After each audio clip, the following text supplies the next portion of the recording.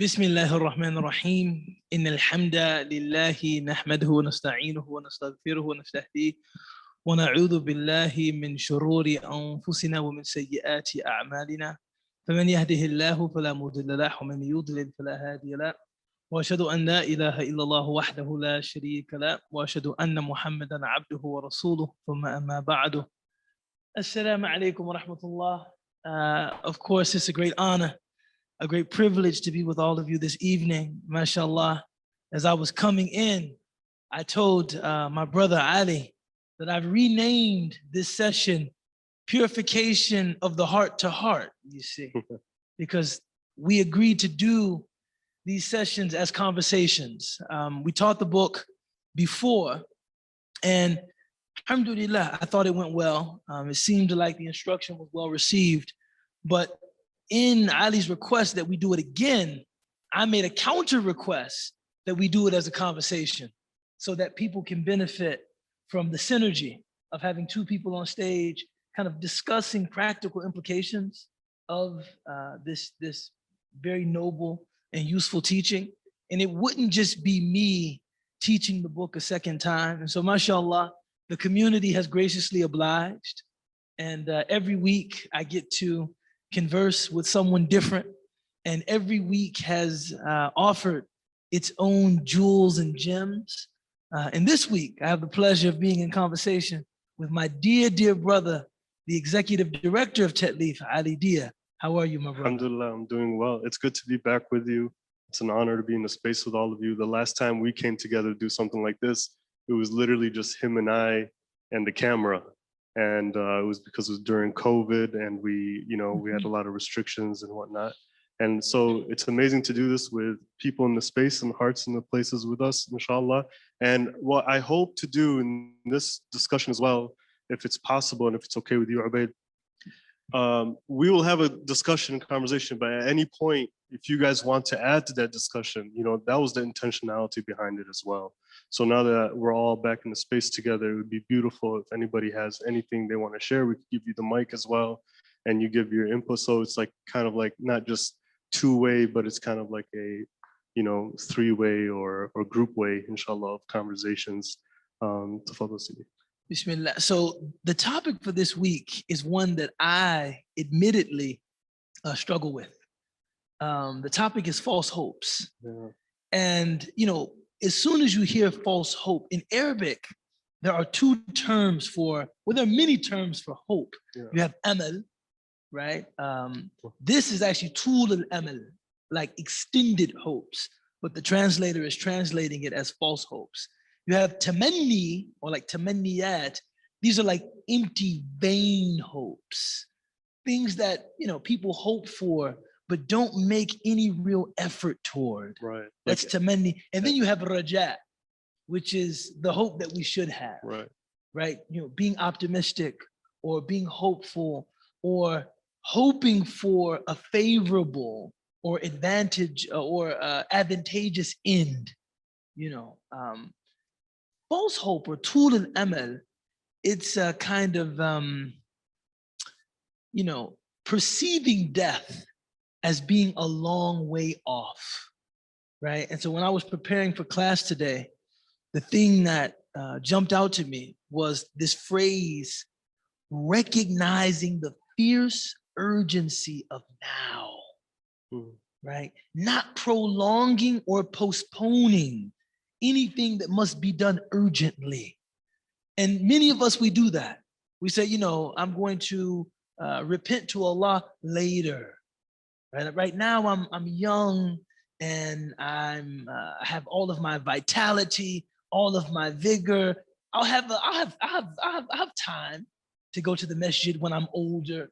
Maybe I'll settle down after I get married, right? No. After my first child is born, this is when I'm going to really get serious about my deen, because I'll have someone watching me. And then it's after I turn 40. Because this was the age the Prophet was, alayhi salatu wassalam, when he received revelation. No. He said that the lifespans of people in his ummah are between 60 and 70 years. So after I turn 60, this is when I'm going to really get serious about my deen. no, 63. And, this is Tool al-Amal. And, part of being spiritually present and aware, and I don't say this out of any morbid fascination with death, but it's to have a sober realization of death. That death could come baghtatan. It could come suddenly. It could come when we expect it least. And that, one of the points of vigilance that Muslims must consider is, if I were to go now, would I be prepared for my reckoning? And when a person is thinking, no, not now, but later, this is something that Imam Maulud is calling Tool al-Amal, or false hope. What are some of your impressions? No, I mean, before I even talk about impression, it feels so good to be back with you. Allahu Akbar. It's just beautiful to hear your voice, and the way you're articulating these things just really hit home with me. And the funny thing is, as I was procrastinating to get ready for this class, I was like, you know what, I'm gonna do it on Monday. I'm gonna get ready for this class on Monday. And then I was like, no, you know what, I'm gonna do it on Tuesday. And so while I was reading it, I was like, SubhanAllah, I was doing that with just getting ready for this class. And then the second thing happened was, I think Allah, of course, Allah plans everything. God plans everything. We believe that, right? When I cracked open the book, I was in my office in between patients, and I started reading from it. And what ended up happening, Ubayd, you won't believe this, is my wife came in. She's like, hey, this patient really needs to talk to you. And I was like, just set him up. I'll be there. Just do your thing. She's like, no, this patient really needs to talk to you. Something's going on with their mother. I was like, oh. And it's right when I was reading the first 2 pages of that book. And I enter into the room, and the patient is in tears. And she's close to me now. I've seen her for about 2 years or so. So as a chiropractor, you see people twice a week or 3 times a week for about 2 years or 3 months, right? You get to know them pretty well. So I was like, yo, what's going on? My wife told me that something's wrong with your mom. And she said, Ali, my mom was a leading nurse at a hospital till the age of 58. And now she's 68. But at the age of 62,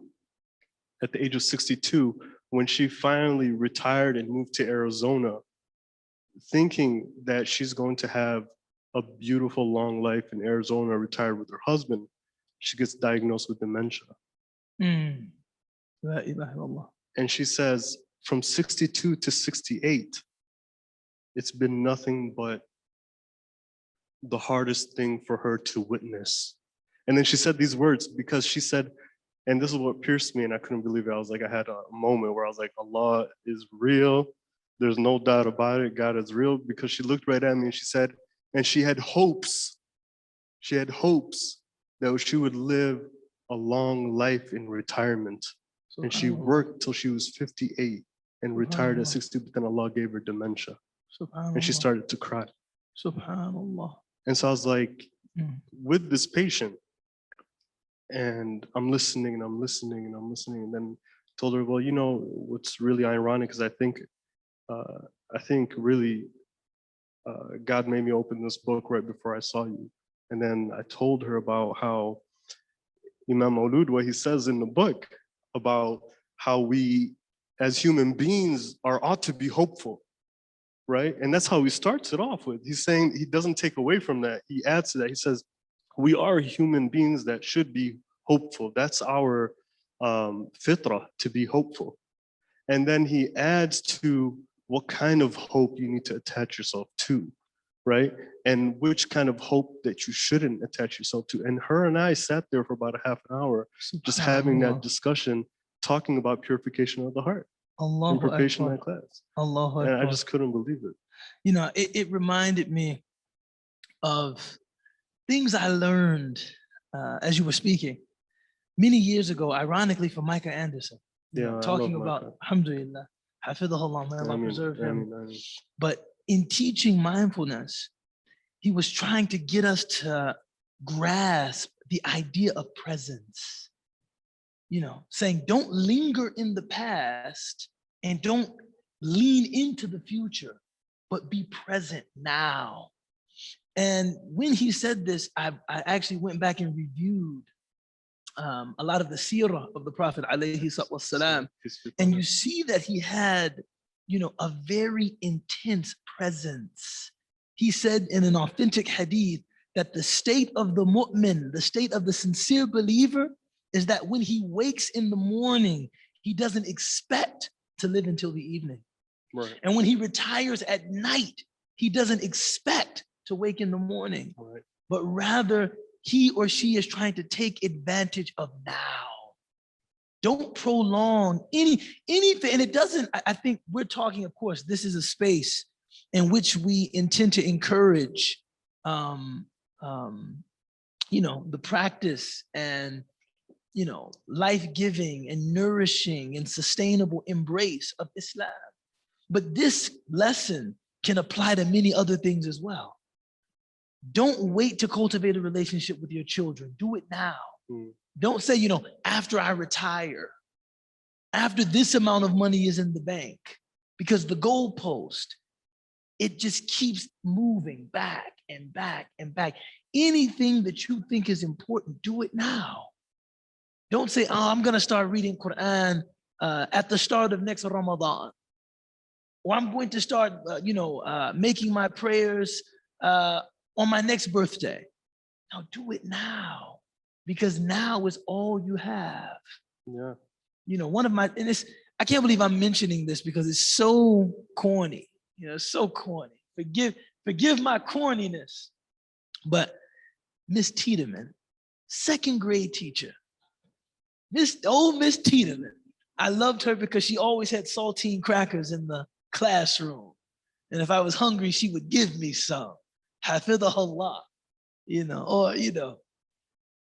she said, when are you going to get serious, about your work? This is second grade. No one talks to kids like this anymore, right? Kids don't even get grades anymore. You just get like participation awards or something like that. When are you guys, you have a lot of potential. When are you going to get serious? And I said, I don't know. Maybe in the future. And she said something to me that I never forgot. She said, yesterday is history. Tomorrow is a mystery. And today is a gift. That's why we call it the present. Right? And I said, I don't know what that means. And she said, anything that you want to do, don't procrastinate. Right? Don't put it off until tomorrow. Do it now. And in a real sense, echoing her sentiment, the present is the only thing we actually have. Mm-hmm. Right? The past is gone, right? Tomorrow is a mystery. None of us knows what waits for us in the ghaib. I don't intend to make this conversation or gathering somber. But, I remember when my first wife, Allah yarhamuha, when she passed away, in Egypt. She was a beautiful woman, a beautiful soul. I was one of the few people that remember her. MashaAllah, and absolutely instrumental in everything that I did and everything that I'm doing.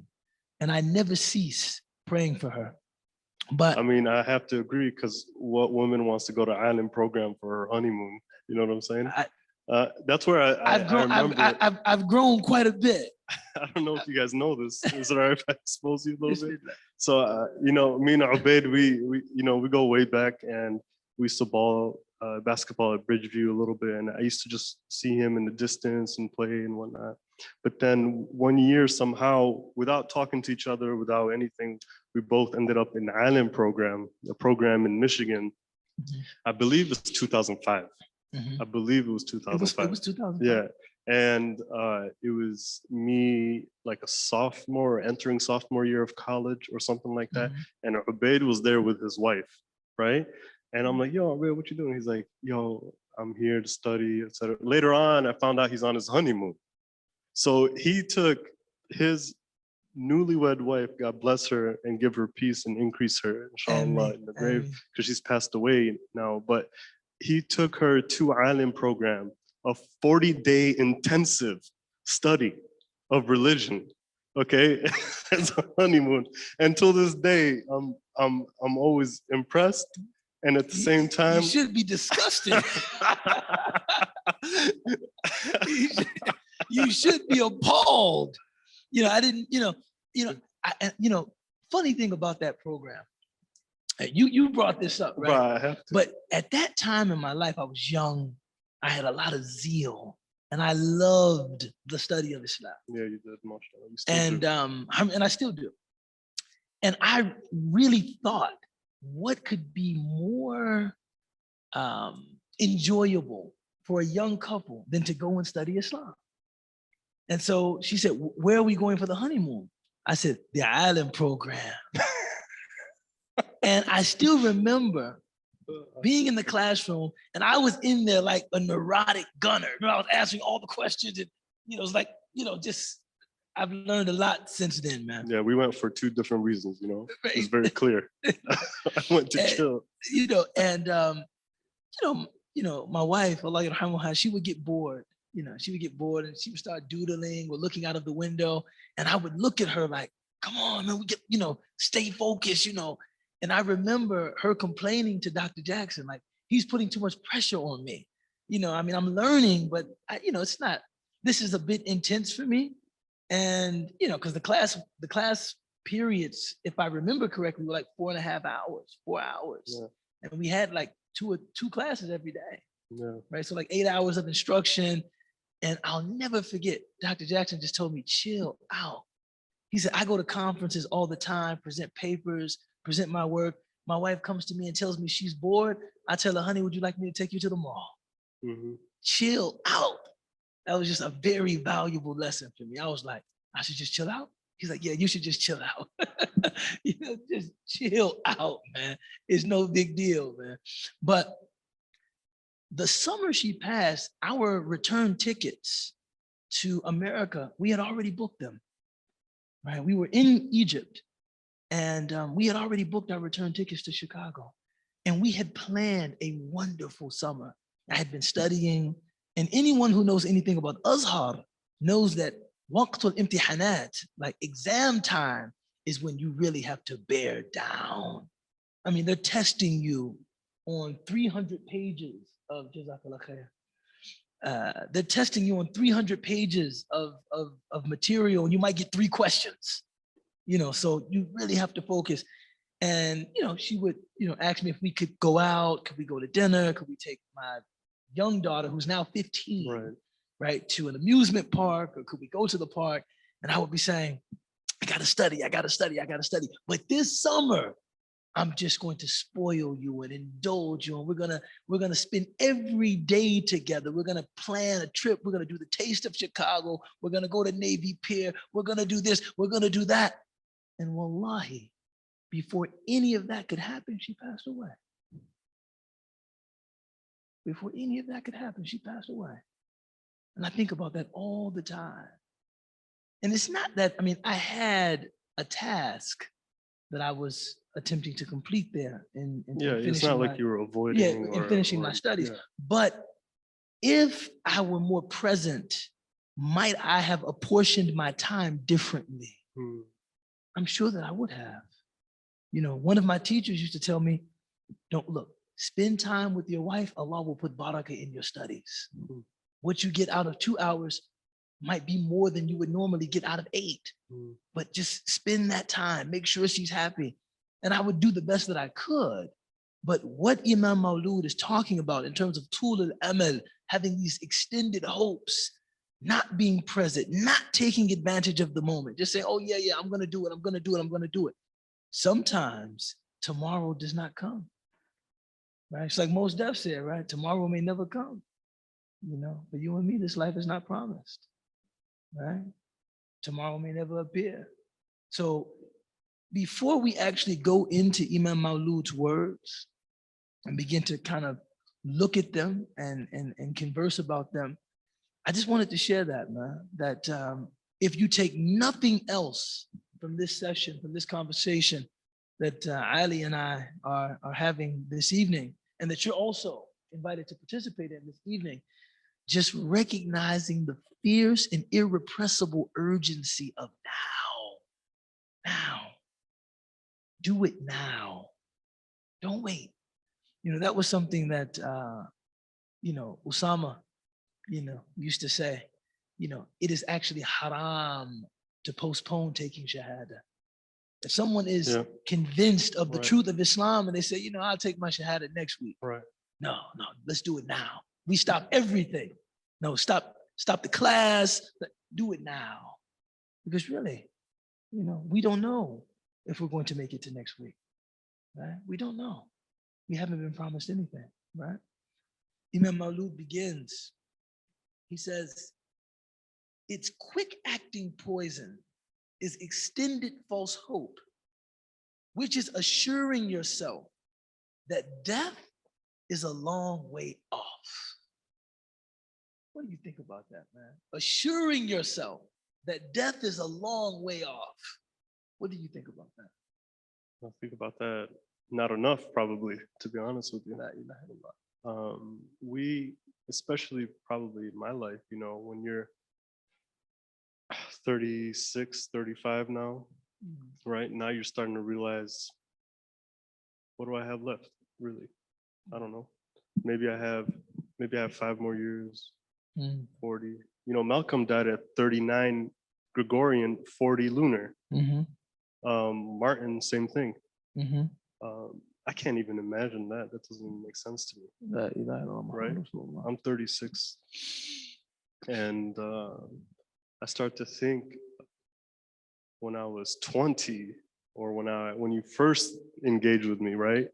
How I was, and honestly, you should never expose that to anybody. Inshallah, you just keep you're that better private. looking now. You're better looking now. Thank you.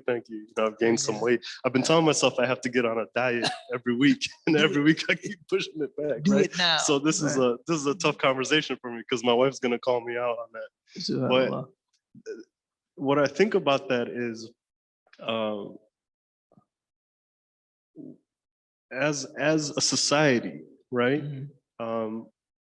We are easily duped into thinking death will never come, intentionally at times, as a system, because we become consumers, right? We want this, we want to go there, we want to go vacation here, we want to come here, we want to, right?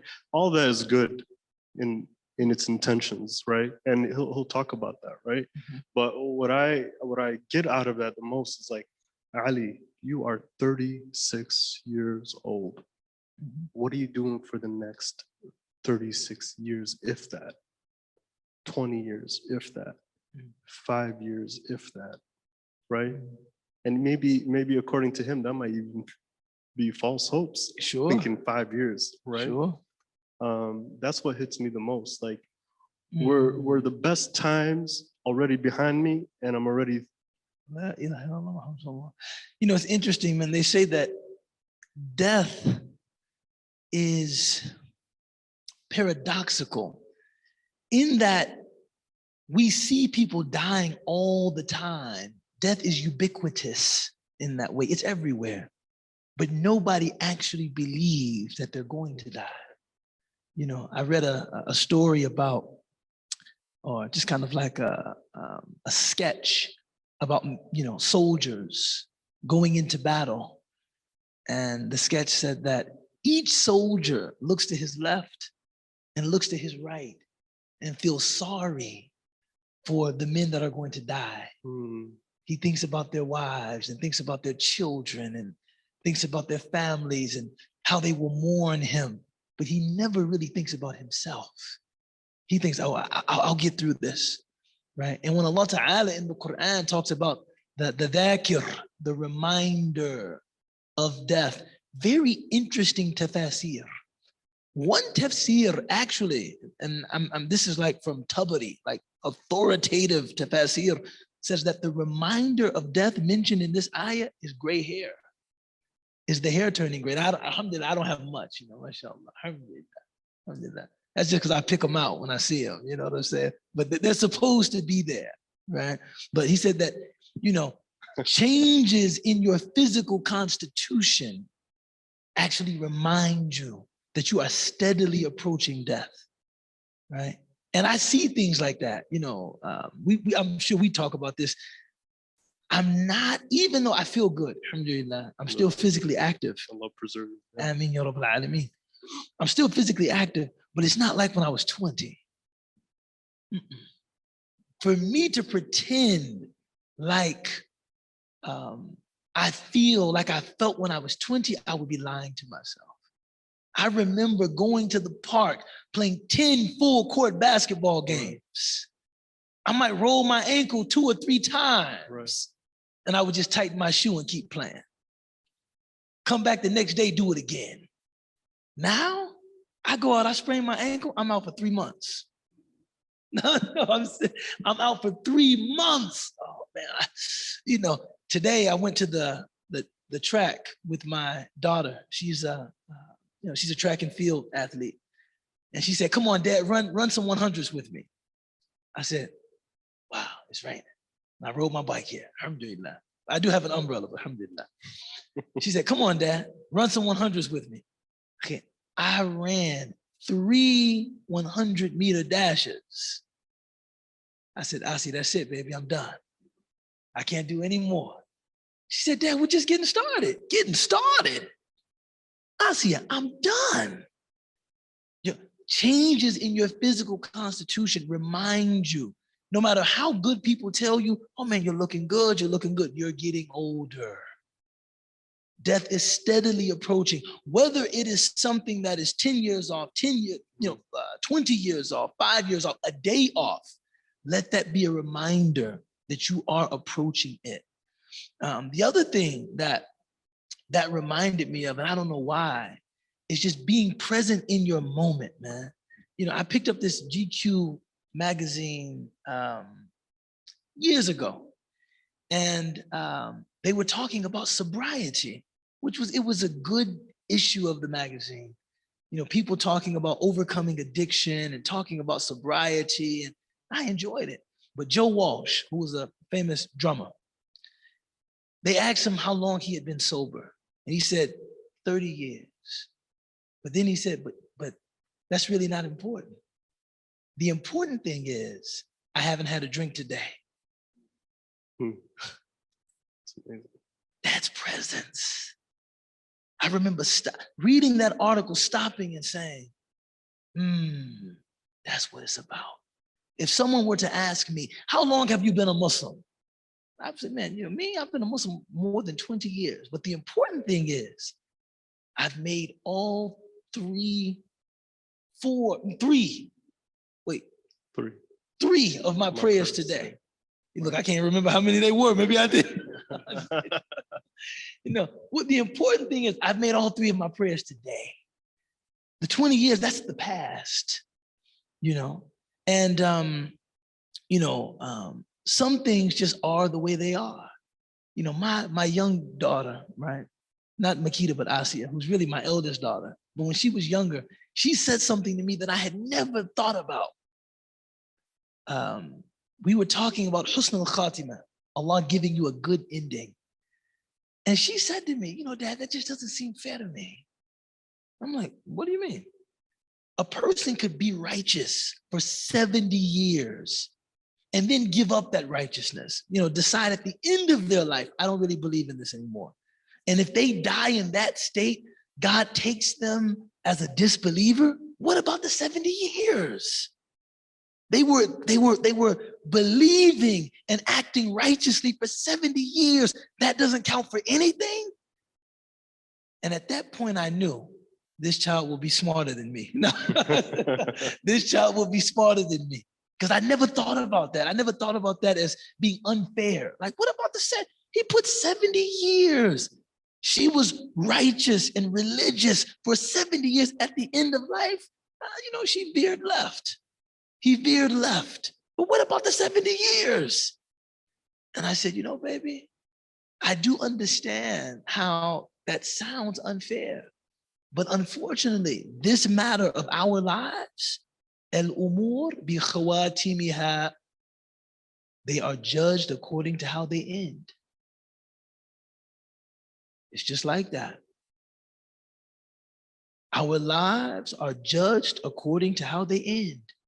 So even Maulud is encouraging us to stay in a constant state of vigilance because it's about how you end the race. Right, but that was actually a very hopeful outlook on that. Yeah, no. That's how I've always seen it, is that, yeah, I've messed up, but I'm given life again, so it matters on how you end the race, right? Exactly. Yeah, I'm very good Muslim right now, right? But Allah, give me a long life, right? So I can get even closer to you, right? So it's always been, from the perspective of Husn al-Khatima, is like, it's a merciful thing, and it's a reality in which you engage with your Lord, knowing that if you ask him for a good ending, you expect nothing else from your Lord but to give you an actual good ending. No, I mean, alhamdulillah, it's the principle of seeking a husn al-khatima, a good ending.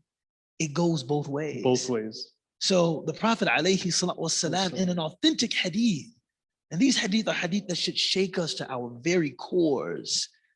He said that there's a kind of person, this is an authentic hadith, this is in Sahih Bukhari. There's a kind of person that does all of the actions of a person that appears to be destined for heaven. And then what is written overtakes them, and they start performing the actions of a person destined for hell. Right. And Allah takes their soul in that state. And he said, there's also a type of person that is doing all of the actions of a person that appears to be destined for hell. And then what is written overtakes them. They make tawbah, they repent, they begin doing the actions of a person of heaven, and Allah takes their soul in that state. And this hadith is not for us to lose hope, but rather, if we find our state currently, one in which we're trying to do the things Allah requests of us, we thank him and we ask that he prolong that. Right. And we ask that he take our lives in that state. And if we find ourselves on the other side of that equation, not doing the things that Allah Ta'ala has commanded of us, we ask that we are one of those people who what is written will overtake us and that our soul will be taken in a state of righteousness. Right. And I know that I've told this story in this space, but I think about my own grandfather often. My grandfather was a tough guy.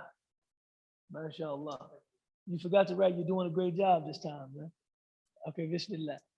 Always good to see you, boy. My grandfather was a tough guy, man.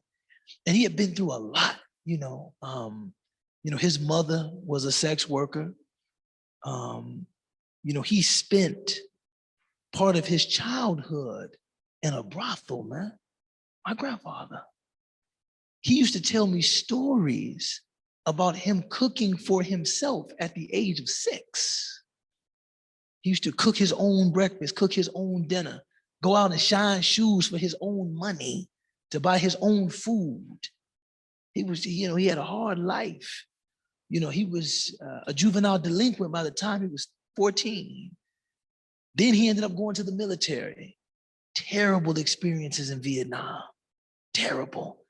When people talk about PTSD and, my grandfather, he was awarded a Purple Heart because he got shot in his stomach and it messed up his digestive system. He used to smell very bad. I'm just telling the truth. And he would sometimes sit at night drinking, weeping about the atrocities of war, telling me, well, I've killed children. He was a guilt-ridden man.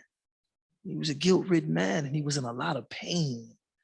But, religion was something he didn't, I think he used to commit blasphemy just as an expression of his pain. He would stand up in the middle of the house, curse God, curse the Bible. He would wait until Jehovah's Witnesses came to our house so he could curse them out. He would come out, get your mother. He was really a bitter, very angry man.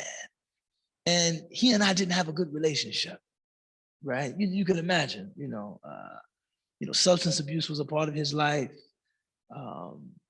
I felt like no child should feel a need to protect my mother, protect my sister, protect my grandmother from him. So, we would nearly come to blows when I was, 11, 12 years old, man, prepared to fight my grandfather. We had a bad relationship. But at the same time, there were certain things that brought us close together too. He was an avid jazz listener. And he used to pull me close to him and play the greats of American jazz music and explain the music to me. This is Julian Cannonball Adderley. This is Sonny Stitt. This is John Coltrane. This is Miles Davis, and we would sit together listening to jazz, and he'd be telling me about the music and the culture and the time. So it wasn't like our relationship was all bad, but we didn't have a good relationship. And when I converted to Islam, he would, ridicule me. When I would pray, he would laugh really loudly. Or when I said I was going to Juma, what for? he was just really, really angry. And we ended up leaving him. My grandmother couldn't take it anymore. And she was a woman that was very serious about her vows. We would always say, Grandma, why don't you leave him? She said, no, baby. I said, till death do us part. And I meant it. So for her to leave my grandfather, his addiction really, really, really became bad. For her to leave him. And she came to live with my mother and I, because we all lived together, at one point. And I really didn't talk to him, man. I really didn't talk to him much. Every now and again, I would see some of his drinking buddies, and I would just say, is he still alive? Man, he said, yeah, your grandfather, he's still kicking. I'm gonna see him up at the lounge a little later. You know what I'm saying? He's still kicking. I said, that was just that. And I was in Cairo, and I got a phone call from my grandmother. And I'm like, Grandma, what's up? She's like, I'm here with your grandfather. He has cirrhosis of the liver. He probably won't live very long. And he said that he needed to talk to you. He gets on the telephone with me. And, he's not aware of like Islamic nomenclature or anything like that. So he says last rites, which is really a Catholic thing, right? But he said, I'm ready to take my last rites. And I said, well, I love you, and, we had some rough times, but, I always cared very deeply for you. And he said, no, I'm calling you because I want to take my last rites as a Muslim. I said, you want to take your Shahada? You want to become Muslim? He said, yes. He said, I'm going back to my creator and I'm not scared. My grandfather was not a scared person of anything. He was, hey, look, people said that's gangster. He was gangster for real. He was gangster for real, He said, I'm going back to my creator and I'm not scared, but I want to go as a Muslim.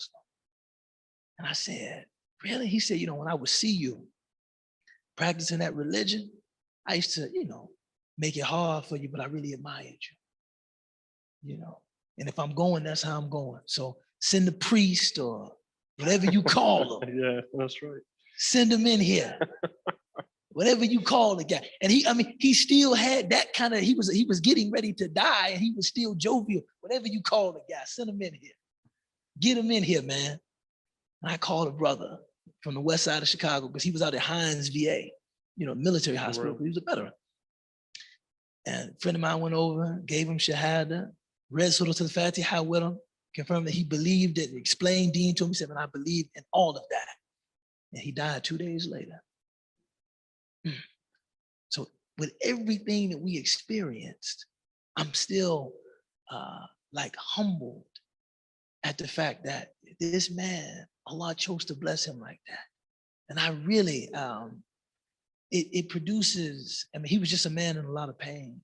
He was just a man in a lot of pain. But at the end of his life, the mercy of Allah Ta'ala, the grace of Allah Subhanahu wa Ta'ala, and to think that I might have played a small role in that.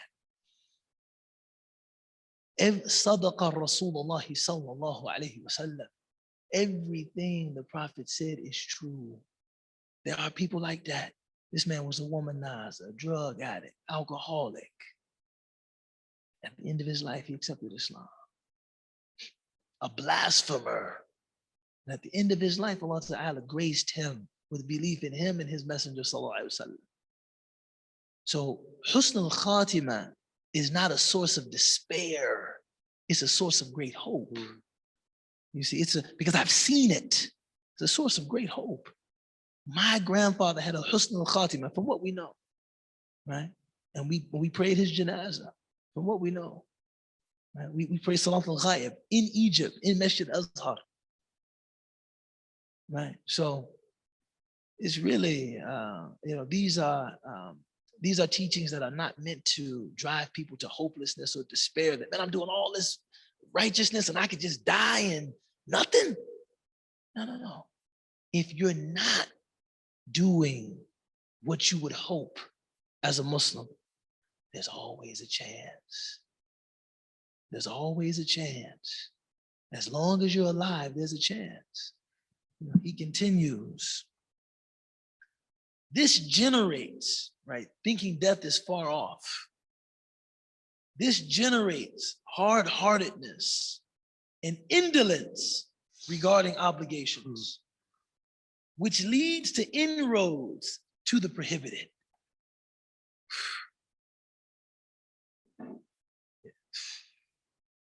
What do you think about that? What's funny? He's so precise. Very precise. Understands the human condition. Just understands. Yeah, so when you read, you realize every word is chosen precisely. And what's interesting is that when he says that, I'm like, okay, so what does hard-heartedness actually mean? And then he goes right into that right after that, right? And what surprised me was like he broke it down into like 4 different categories of you having a hard heart. And the first one that he said was like having a dry eye, basically, right? And you can't cry. You can't cry. You can't get yourself to cry. And he said that's so he's breaking them down into different levels of hard-heartedness, if I remember correctly. And the first one was not being able to cry. And I literally sat there in the office. I'm like, man, when was the last time I started crying? And I started like thinking like, man, I need to force myself to cry right now. And my wife walked in, she's like, why are you crying? I was like, look what he says, right? She's like, no, you're good. And that's the reality of having a wife that has a good opinion of you, or a spouse that has a good opinion of you, right? Because I actually envy that in my wife, man. My wife can cry very easily. Out of joy or frustration, anything, she can cry very, very easily. And I say, subhanAllah, I wish that I could cry with more ease. It's very, very difficult for me to cry. It used to be almost nearly impossible. But alhamdulillah, I find my eyes moist sometimes. It was the dust, Yeah, no, man. The Prophet ﷺ would seek refuge in Allah Ta'ala from a'aynun la tadma. Exactly.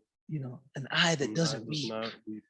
And one of the worst things we can teach our sons is that it's somehow weak to cry. That it's somehow unmanly to have enough emotionality and vulnerability to shed tears. There's nothing unmanly about crying, man. Sometimes crying is liberating, man. To be consumed and filled with enough emotion to cry. It's like, man, that really, whether out of joy, out of khashya, right, fear of Allah subhanahu wa ta'ala, or happiness, or even pain, to be able to actually, weep. The people of God weep. Yeah, and I think like a step deeper is like the people of God feel. They feel. They're present in the moment, so they feel that moment. And I think that translates in what he's saying, is that like the hearts are awake and they're in that moment. How are you gonna cry? You're watching a movie, right? So once in a while, yes. Movies. Yeah, exactly. I was waiting for that. So Ubayd always says that every time. He goes, I know you guys don't watch movies. Movies are haram. But I'm sitting there watching a movie with my wife, and whatever, she likes romantic comedies. That's just the reality of what she likes, She likes romantic comedies, right? she enjoys. No, I enjoy them too. I'm not gonna even lie, right? Of course you do. Uh, You watch The English Patient every year. Hey, I watched The Walk to Remember by myself years ago and started crying. You know what I'm saying? That brought me. When he said you're at two places at once, I started crying. You don't even know what I'm talking about. It's okay. I don't. I just cool. exposed myself to it. But It's like the funny thing is that in that movie, usually in those situations, I joke around with my wife because I can tell when she's getting into it, right? And I kind of give her a look, and she's like, you know, just shut up, just turn around, right? And I just look at her, I'm like, it's okay to cry, baby. Like it's okay, you know? And it's funny because I'll have moments like that watching like basketball. And she's like, what the hell's wrong with you? Like, what just happened? And you know, it's like, what? I get it. Right? Or I'm sitting there driving in the car and I don't know what's going on, but I'm having like a meltdown. I'm just straight crying, right? And but my point of bringing all this up is that cannot happen unless you're present in that moment. You have to feel. You have to feel that movie. You have to feel that pain of that individual in that movie to be able to get yourself, or you realize it within yourself. Like, I remember when this happened to me once too. No, subhanAllah, man, the strangest things can strike that emotional chord. You know, I might be driving down the street and see like a mother helping her children into the car. Exactly. And think about like maternal warmth and care. And I'll feel something in that moment. But as you mentioned, it comes from presence. Presence. It's not allowing life to kind of, fly right by you. And I think that one of the consequences of being people that, design so intricately our futures is that it makes it very difficult to be present. We're already talking about the vacation next year. We're already talking about, what's your 10-year plan, your 20-year plan. Right? That's when the big bucks are going to start rolling in. You see what I'm saying? When I'm 60 and, it's like, subhanAllah, it's nothing wrong with planning. It's nothing wrong with being prepared. There's nothing but wrong with it. Don't sacrifice all of the blessing and the significance and the meaning that exists in this moment for another moment that will only be maybe as good as this moment. And the best thing in scenario that I could think of that Allah subhanahu wa ta'ala has been showing me personally has been watching my kids grow. Allahu Akbar. Because Muhyiddin, he's 4, almost 5 now, Allahu Akbar. Right? And he's already rolling his eyes at me. He's already telling me why, right? And Ilyas is 2, right? MashaAllah. And I remember holding them as a baby. And now, right, it just flips on you so quick and you're like, what just happened? And I look at my wife, I was like, man, I need to stop traveling. I need to stop going to work. I need to just see my kids because I'm losing those moments. Right? My eldest daughter is 15. I know. I mean, I remember. Speaking of crime, I remember being in Yemen, and when we found out that her mother was pregnant, I was already scheduled to go to Dar al-Mustafa and go to Tarim, and I was like, if you want me to cancel this, I'll cancel. She's pregnant. Because she's like, look, I'm not gonna be pregnant in Yemen. I'm not gonna do that. I'm not gonna do that. And I'm like, well, I'm trying to make this pivot into this like career in Islamic studies, and this is like an Arabic intensive. And at the time, I didn't speak Arabic. And we had just found out about the pregnancy. She was only a month maybe, right? And I said, I'm gonna go to Yemen for 6 months. I'm gonna take you back to Denver because her mother was from Denver. Right. And you'll be with your mom and your dad there, and I'll come back there. And from there, we'll go back to Chicago. She trusted me. She said, I trust you. If you have, I'll be with my family. Just call me every day. Even now, I get emotional thinking. Before FaceTime. Before any of that stuff. Before any of that stuff. That was when you 2005, had to go on the payphone. Yeah, it was like, just call me every day, and we'll get through this. And I still remember leaving Yemen and just praying to God that she didn't go into labor before I got back. It would have been preterm labor, but nonetheless, go into labor. And I was on the plane. Here comes the bearer of bad news. MashaAllah. Alhamdulillah. I was on the plane. And I think I was, at that time, man, they were taking better care of me. So I was flying Emirates, Yeah, it was good. You know, the entertainment console was great. And I ended up listening to Stevie Wonder, Songs in the Keys of Life, Songs in the Key of Life. Isn't She Lovely? About the birth of the child, right? And I'm on the plane just crying, right? Thinking about going back to join, you know, my pregnant wife and not wanting to miss the birth of my first child. And people were coming up to me on the plane like, yo, man, you okay, man? I said, no, it's just an emotional moment, man. I went to Yemen and now I'm on my way back to Denver to rejoin my family. And my wife is pregnant and I was just overwhelmed with all of the significance packed into that moment. And then to see her, and I was there for the birth, and then to hold Asia and to recite Quran to her, because at that time my Quran was really strong. You know, I was coming back from Yemen, you know what I'm saying? You know, and to look at her now, she's 15, man. She can drive a car with a learner's permit. And I'm just like,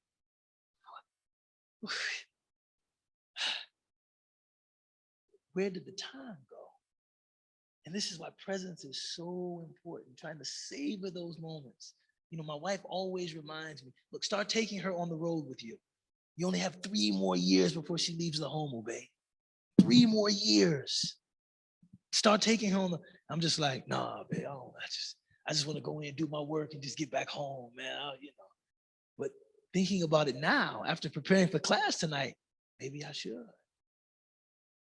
Maybe I should, man. Maybe I should. Because I mean, it really flies, man. You know, it really flies. And he talks about the hard-heartedness that results from tul al-amal.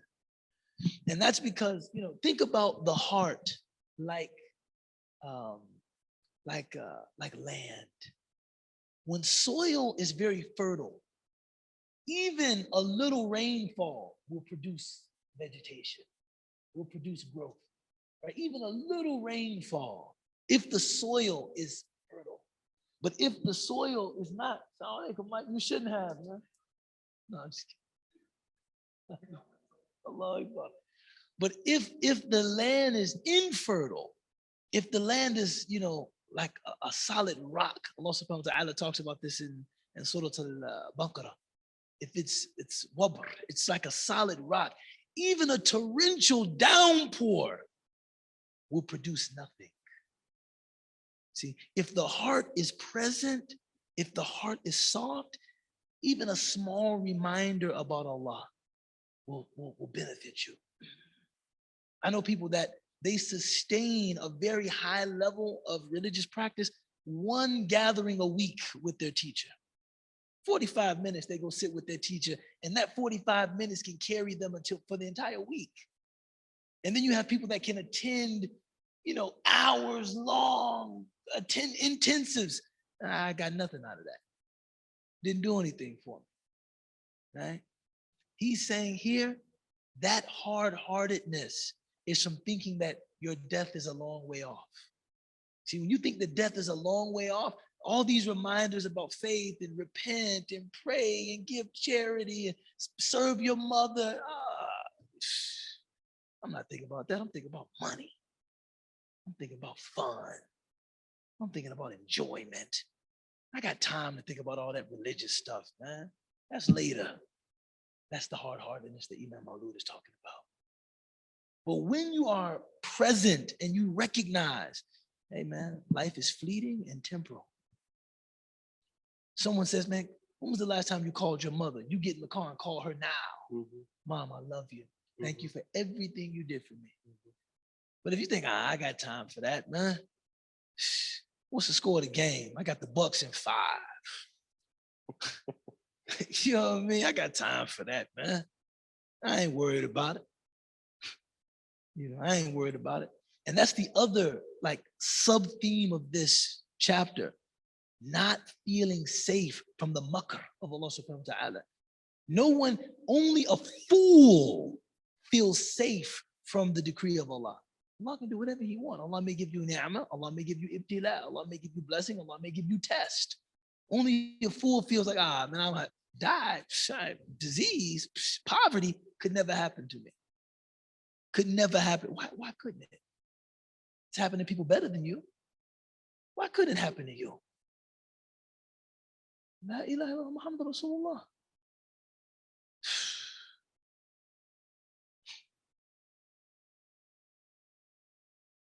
La ilaha illallah. I think about people who, passed unexpectedly, meaning unexpectedly for us. And things that I wanted to say to them, or sometimes it's people that you have seemingly insignificant connections with. My alterationist who used to do my trousers back in the day when we actually used to dress formal, man. That was business casual for everything, right? But her name was Rosie. She was a Latina woman, beautiful personality, beautiful character, and a very deft and skillful hand, right? You bring her the trousers, she's gonna have you straight. You know what I'm saying? And I went in one day to get a pair of trousers altered. And she looked like she was in a little bit of pain, like a little discomfiture. I said, Rosie, you okay? She said, yeah, it's probably nothing, just little aches and pains that come along with age. She was only like 42, 43 years old. I said, oh yeah, Senator. I came back to pick my pants up. This is 1 week later. I said, where's Rosie? She said, she passed away, man. I said, what happened? After she passed away, they found out she had cancer. I said, really? I never even got a chance to express how much I appreciate her skill and, her timeliness and her professionalism. I never got the chance to tell her any of that, man. Just like that. And I sat in that storefront, nearly weeping, man, like stunned, like she's dead? Rosie passed? She's dead? Yeah, she passed away, man. Just like that. My wife swims at the YMCA. She got a burkini situation. You know what I'm saying? She got the whole situation. You know what I mean? There's a guy who swims a couple lanes over. They would go at the same time. They got crew. I'm a 6 o'clock crew, the 8 o'clock crew. Right? He passed. This guy named Bruce. I just like, I said, do you ever know a guy? Because they told me, said, did you swim? I said, no, I don't swim. I just work out. He said, it was a guy named Bruce. He usually swims. He passed away. I went to my wife, you know a guy named Bruce? She said, yeah, I know Bruce. Yeah, he passed away. She said, SubhanAllah. Inna lillahi wa inna ilayhi raji'un. He seemed so helpful. He seemed so healthy and youthful and vigorous and just like that. I mean, none of us have been given a guarantee. So seize the moment that you have, man. Yeah, I think like Imam Ali, I think it's attributed to Imam Ali. Sometimes it's known as a hadith. I think it might be in that chapter as well, where they say, work for this world as if you're going to live forever, but prepare for the hereafter as if you're going to die tomorrow. Yes.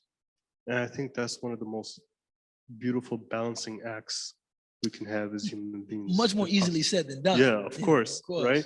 But the insight of that is unbelievable. And Imam Ali, Ali radiallahu anhu, may Allah be pleased with him. He's the cousin of the Prophet, peace be upon him.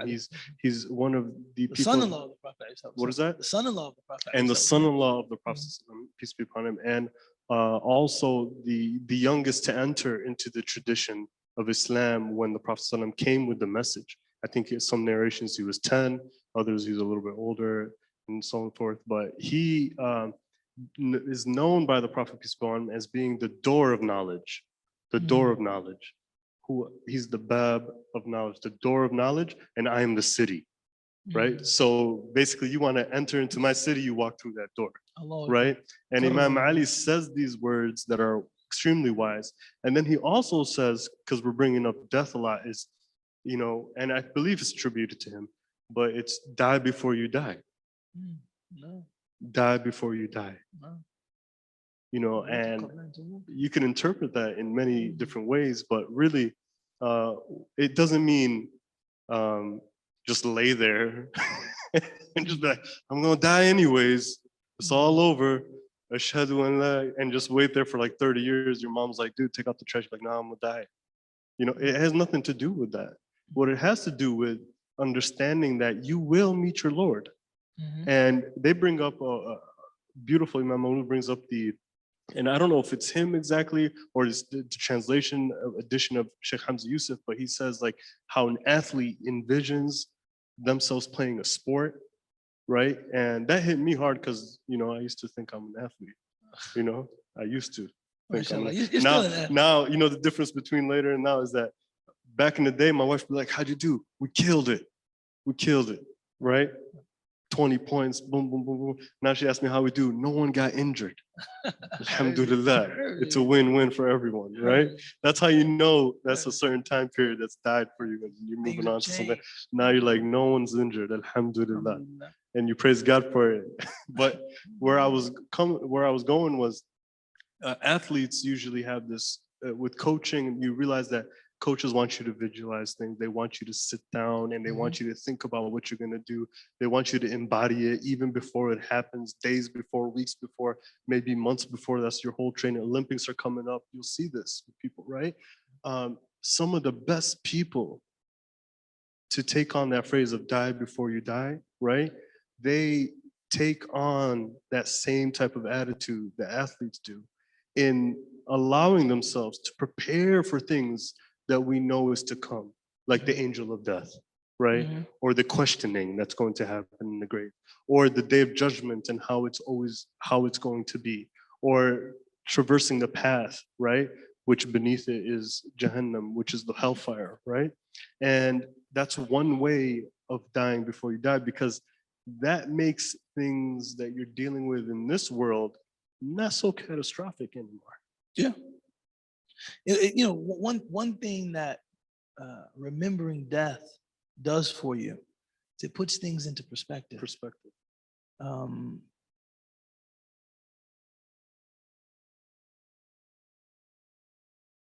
thinking of the best way to say this. Muslims and Islam doesn't encourage like this morbid fascination with death, kind of a necrophilia. No, right?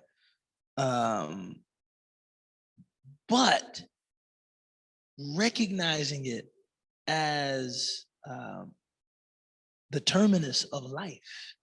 This is where life is going, and embracing that. People in our tradition have gone to different lengths to embrace that. Some people would actually make graves and lay in them. Right. Just to feel. Which sounds wild. Don't let your neighbor see you doing that. Don't let your neighbor see you do. Neighbor come out, you got a 6-foot joint, you laying in that joint. You calling the police immediately. My neighbor is going. My neighbor's a vampire. You know what I'm saying? Right? Something like that, right?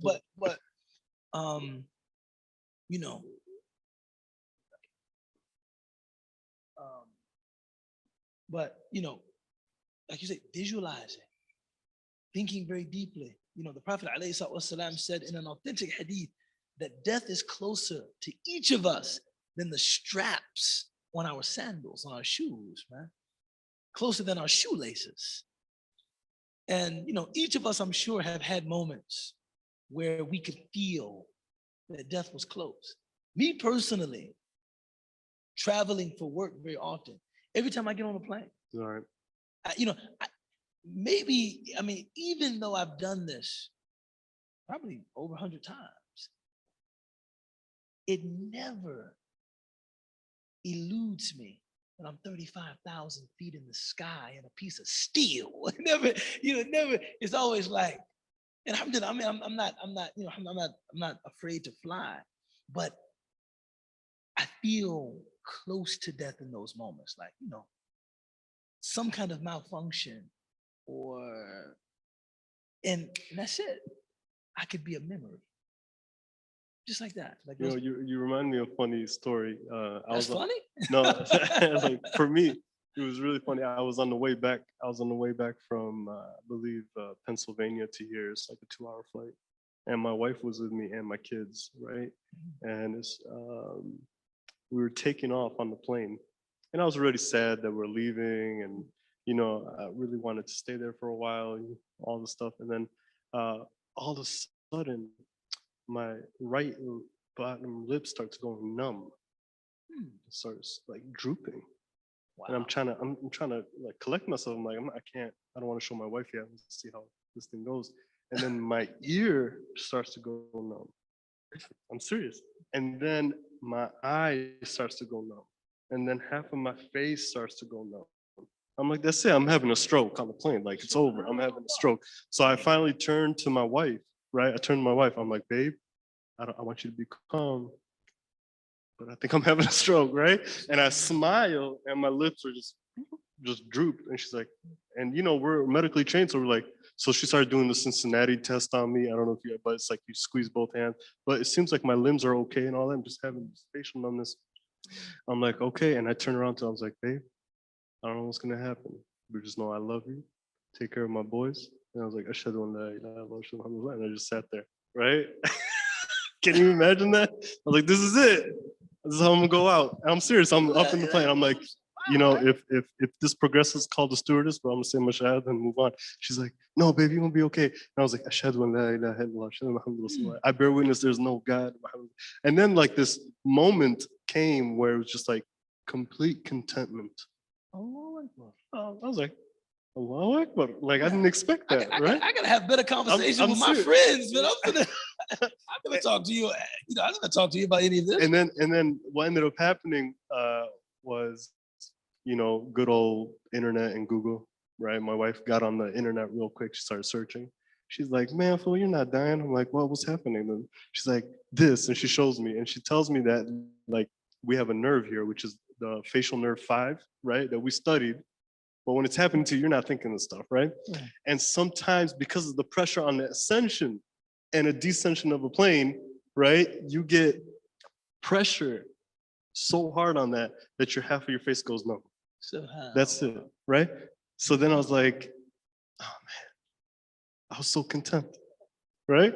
But then she's like, no, you stuck. She's like, no, you stuck with me. And I'm like, alhamdulillah, right? So we move on, and everything went fine when the plane got to a certain level. May Allah give you contentment, right? Always. And it came back down, same thing, right? And then I realized if you move your head to one area or one place, the pressure is less. But my whole point of telling that story, right, was that I literally thought, khalas. Like, I thought that was it for me, right? And then retroactively, I started to think to myself, like, man, alhamdulillah, that Allah gave me a moment where I really thought that this was it. This was it. Subhanallah. And somehow my body and my mind acted in a way of complete submission. Allah bless you and give you contentment always, man. Give you a husn al-khatimah. And so I share that to say, like, I truly believe, just like how moments of societies on earth like are repeated so Allah can prepare humanity for something, right? Like we say there's going to be like 40 Dajjals before the actual Antichrist, right? There's going to be 40. Why? It's for preparation as well, right? To understand. I truly believe in our lives there are cycles like that, right? That prepares us for those moments. Allah. Man, the last thing I'll say, and we'll open for Q&A.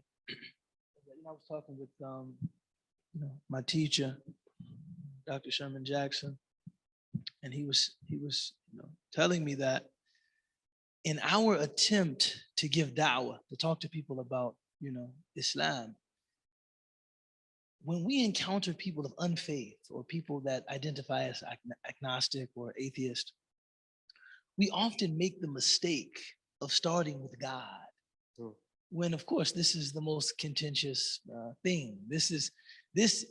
Their identity as a person of unfaith is perhaps based on a rejection of God.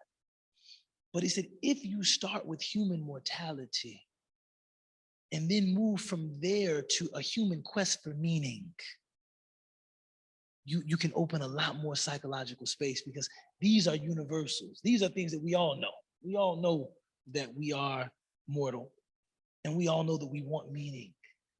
And so then the conversation begins with a lot less intellectual fluff, a lot less posturing, but we can actually have a conversation about meaning in earnest.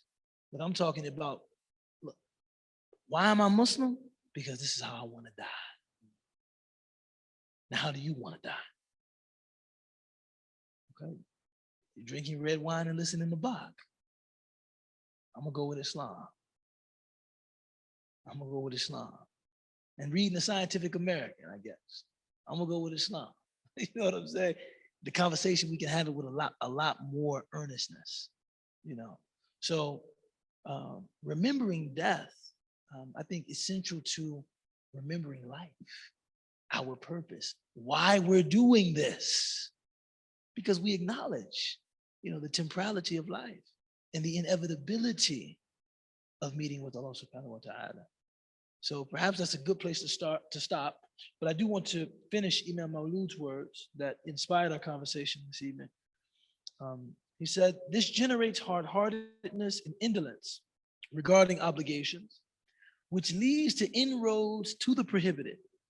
Regarding one who is engaged in preparing for tomorrow or writing works of knowledge, extended hope is not blameworthy, right? So basically, if you're engaged in some project and the scope of the project requires you to think about years ahead, that's okay, right? If you're thinking about building an organization and you're thinking about, you know, the 10-year plan, that's not writing like, a book.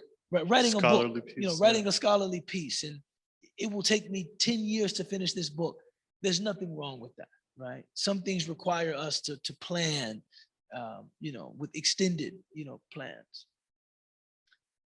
As for foreboding its origin, I don't know what that means. Which one? I know what foreboding is, but as for foreboding its origin, it is ignorance of the fact that the entire affair of this life is God's alone. Hisham Mahmoud must have translated this. As for foreboding its origin. MashaAllah. So, you know, he mentions that the beginning of this spiritual malcondition of extended hopes is forgetting that this life belongs to God alone, right? And that's perhaps a good place to open for a Q&A. Just a reminder that this life belongs to God alone. So أقول قولي هذا وأستغفر الله لي ولكم ولسائر المسلمين وآخر دعوانا أن الحمد لله رب العالمين. Are there any questions? Dr. Ali Dia is ready to take this minute. Assalamu alaikum. I actually had a question on the statement that you said of Imam Ali radiallahu anhu, where he said basically work as if you're gonna live forever, but work for your akhirah as if you're gonna die tomorrow. So how do we retain almost like a discipline? It's almost like I've been kind of struggling with the balancing act of maintaining that view that death could be as near as tomorrow or tonight, or that we're not going to get home, but then still planning so far ahead of I want to finish school and I want to get a job and start a family, and so I'm struggling with that balancing act. Bismillah.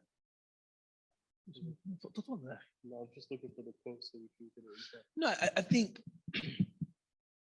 there are certain things in this tradition that attempting to explain them will only increase our confusion about them. There are some things that we have to embrace what's called mimesis, which is a fancy way of talking about emulation. This is a prophetic way of being. The Prophet ﷺ lived in that way. He prepared, he planned, right? He had to save so that he could give, right? And he was always aware that the meeting with Allah was imminent and could occur at any time, and just try to emulate him in that regard. And it's something that one has to almost adopt, kind of this two-track mind. This is what I kind of intuit from Sayyidina Ali's statement, that you have to have this two-track mind. Like when you're working, you are thinking about, you know, your savings, and you're thinking about your children, you're thinking about organizations that you want to seed, you're thinking about your family. I think what I intuit from that statement, he's giving a license that it's okay to, for a person to have himma aliyah, to have high ambition and to think about their worldly affairs in ways that aren't limited to a 24-hour cycle, right? They're thinking about more than survival. They're not thinking about, how can I get from, the beginning of the day to the end of the day? No, they're thinking, how can we build something that is significant and grand enough that it might require 20 years of our effort, right? People that have, high ambition. I mean, if you want to build a university, for instance, or you want to build, it doesn't have to be that grand. Just think about the sustainability of deen within your children. Like, how do I think about the culture I'm building among my children that they want to come back and pray with me after they're old? I mean, you have to think of like this, right? So we're taking trips. We're trying to institute certain practices around the house. And we're thinking these are the things that they will come back to, the things they will remember, the things that will draw them back to us. My wife and I, we talk like that. And I think what Sayyidina Ali was saying is that that's okay. But when you're thinking about your akhirah, you're thinking about the hereafter, don't think like that. Don't think like 15 years, 20 years, 25 years. Think, what if I were to die now? What if I were to die tonight, tomorrow? Right? What am I doing? Right? And they don't compete with each other. They complement each other. So that if a person sees the way that you're saving and the way you're working, the way you're planning, the way you're orchestrating, they say, man, this is a person that has vision. But if a person sees the way that you're praying, the way that you're giving, the way that you're spending time with your family, the way that you're serving, the way that you're, engaged with your community, they would say, this is a person that understands the urgency of now. And trying to do them at the same time is perhaps, a lifelong pursuit, but we'll encourage each other to it, inshallah. Bismillah. Trip for a week long where you know that eventually it's going to end, but in that trip you make sure that, like when me and my dad travel, for example, we'll make sure that we leave the house at 7 a.m. every single day to make sure that we can get as much as we can throughout the day. So like sightseeing in Arizona, for example. So is that almost it's a very good analogy. We realize that the trip is coming to an end, but we want to get the most out of each day, so we plan effectively. There's nothing wrong with planning, but we recognize that all journeys must come to an end, right? Man, somebody made my man Malik. Yeah, what's up with that? Huh? Okay. So real quick, just to get you the exact quote that's written here. Act for your world as if you live forever, and act for your hereafter as if you're going to die tomorrow. Okay. I mean, and think about that. I mean, sometimes, we get a little too esoteric with these things. We get a little too out there. If somebody told you were going to die tomorrow, you have 24 hours to live, what would you do? How would you spend that 24 hours?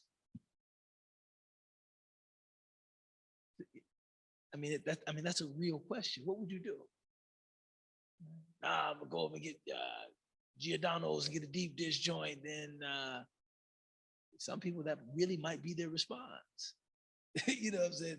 I'll go and the movie that comes to mind, Scent of a Woman. Remember, he had a plan to kill himself, and so he went and booked a room at the Waldorf Astoria. And he went and test drove a Ferrari. And he had this, amazing suit tailored.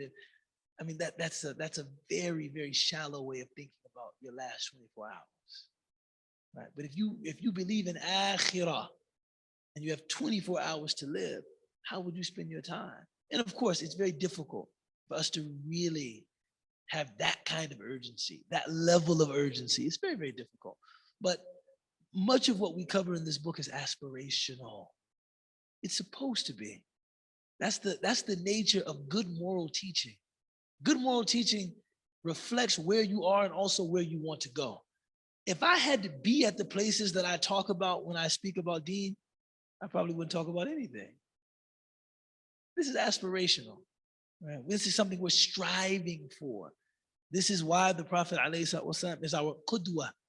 He's our example because we're striving to realize that. This isn't, I don't know anyone that would tell you, yeah, I live every 24 hours like it's my last. All the time. I don't know anybody that would say that. I know people that I think are more present than other people, but we're all striving to realize this. Right? The one thing I wanted to just add in how they're complementary to each other is the reality that you working for your world can be working for your afterlife. The intention behind the things that you do in this world, right? If you're working, to get a Lamborghini, it's probably very different than when you're working to feed your children. Right. Right. And why are you doing that? To be a person who's a model Muslim, to be a person who takes care of their family, right? That goes down as charity. That goes down as charity in God's words and in the angels writing down on your shoulders. That goes down as charity. Buying yourself a Lamborghini, maybe after you've fed your children, right? And permissible, and maybe it's and maybe a source of shukr. Exactly, not denying the bounty of your Lord, right? But what I'm trying to say is like, you don't have to see it as opposites either, right? It's very much intertwined. You being here is an act of worship, right? You're remembering God, you're remembering the Prophet ﷺ, you're trying to seek knowledge. You could have been anywhere else, but you're here with us tonight, right? It's an act of, you're sitting at the feet of a scholar, right? No, you're sitting at the feet of a scholar. That's the reality. You're doing what you can to get the best out of your world right now, right? At the same time, if you were with your boys just kicking it somewhere, right? What was the intention that you brought to that gathering? That's it. Bringing a joy to the heart of the believer. That could be actually, that could be it. And that becomes a moment where you're kicking it, right? Or you enter into the work field and you hate every moment of it. You hate the fact that you got to do this every day in, day out. Doesn't seem good when a guy says that in his work clothes. I'm just saying. I'm just being real, right? You hate, but I like this, right? But no, I'm just joking.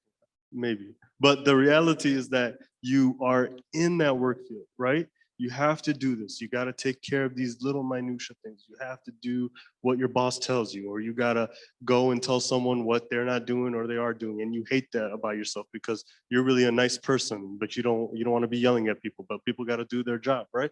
All of that stuff. If you're doing it for just the outward reality of what it is, maybe that's just you working for your dunya. That's okay. But if for your world, right? But if you're doing that with the intention of like, hey, Allah placed me here, and I'm not going to move till Allah moves me, the whole thing is worship. I have no doubt about that.